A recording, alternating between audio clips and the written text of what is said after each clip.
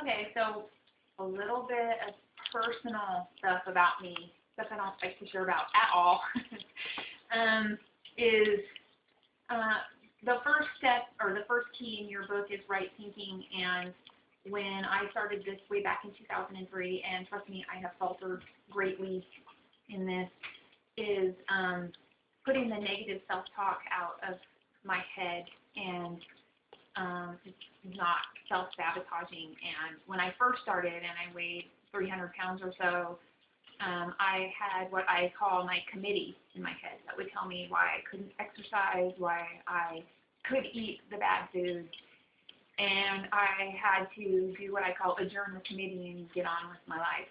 And sometimes the committee reconvenes, and I have to adjourn that committee sometimes. So it hasn't been an easy road. Like I said, I started this in 2003, and from then until 2006, I had lost a little over 100 pounds.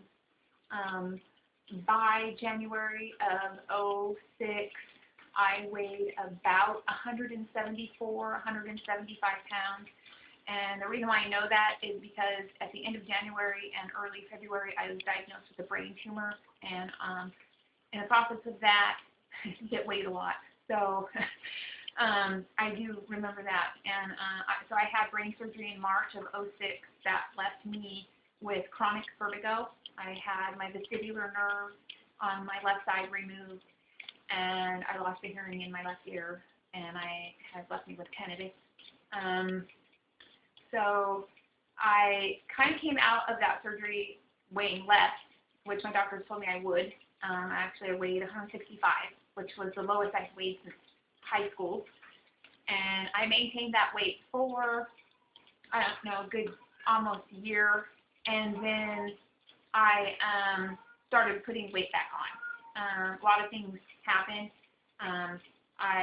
In that time, I was newly split from my now ex-husband, had brain surgery, moved out of my house and in with my boyfriend, my current boyfriend.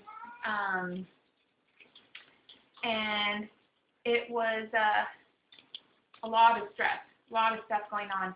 And my weight was not my priority. Getting better at that point was my priority. And I put about 25 pounds back on, but I vowed that I would never get over the 200-pound mark, and I didn't.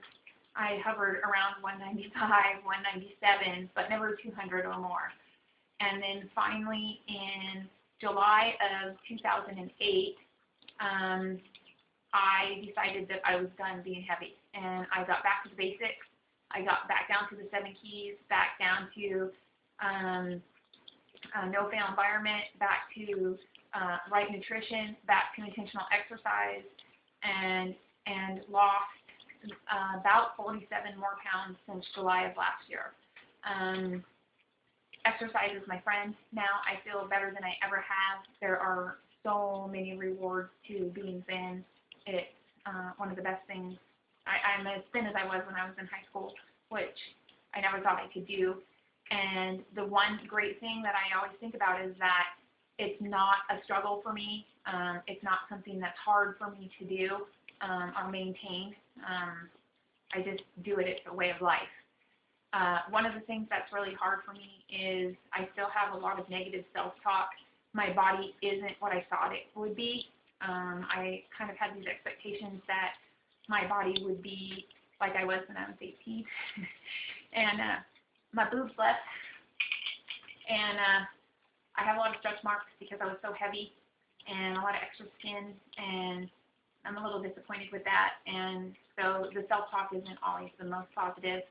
One thing that is good for me is that with the encouragement of some of the people at my gym, some great people at my gym, I ran my first, I walked my first 5K, which here's my shirt, my 5K shirt. I just did it about 3 weeks ago. I finished it. I didn't do the best time, but I didn't finish last either. So my first 5K shirt with mine, and I saved my little apron. So that is a huge feat for me because of my vertigo. I fall down a lot. I trip around and I drop a lot people who don't know me would think that I probably drink a lot, and I don't hardly drink at all. So that's a huge accomplishment for me. Now, my goal is to do another one and maybe do it in less time. I don't have any expectations of finishing first, but if I can better my time, that means I'm getting stronger and healthier. And it's something that a year ago I didn't think I could even consider.